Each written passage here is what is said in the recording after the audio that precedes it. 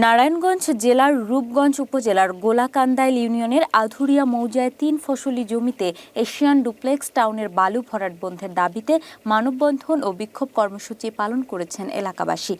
২৮ December উপজেলার মাহনা এলাকায় এই কর্মসূচি অনুষ্ঠিত হয়।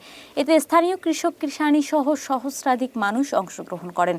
মানববন্ধনে বক্তারা কৃষকদের লিজ নেওয়া কৃষি জমি পুনরায় তাদের নামে বহাল রাখা, রূপগঞ্জ থানায় দায়েরকৃত মিথ্যা মামলা প্রত্যাহার এবং ভূমিদস্যুদের দালাল হিসেবে পরিচিত হানিফ মোল্লা ও কাজল মিয়ার শাস্তির দাবি জানান। বিক্ষোভ সমাবেশে সভাপতিত্ব করেন গোলাকান্দাইল ইউনিয়ন কৃষক দলের সাংগঠনিক সম্পাদক মোস্তফা ভূঁইয়া।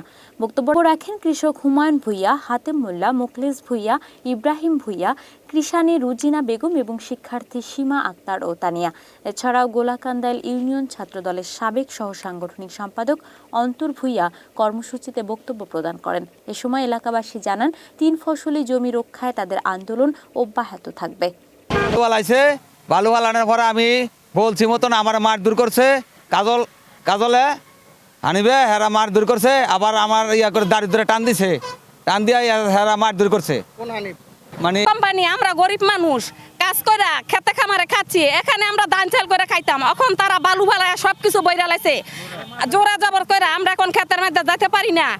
তাই যাইছিলাম আমার বড় বাসুরের দাড়ির মধ্যে দইরা কোম্পানির লোকেরা টান্দা ফালাই দিছে, দৌড়দবস কইরা খসে দেয় মামুনে আরো কোম্পানির লোক মিল্লা মারছে, মাইরা তাদেরকে পিতৃ সম্পত্তি আমরা পরে আমার বাপে খাইয়া গেছে 70 বছর হয়। হিয়ার পরে আমরা 81 সনতে নাকি আমি এই সরকারের থেকে লিস্কেটটা খাইতেছি। সেই সম্পত্তির উপরে আমাদের হামলা, আমি গেলে মারধর করে রড দিয়া দাও দিয়া এই আওয়ামী লীগের দালালরা এগুলা এই কথা আমার দৌড়াইয়া আবার আমার দাঁড়িয়ে দৌড়া হেস খাইয়া আমার মারধর করছে।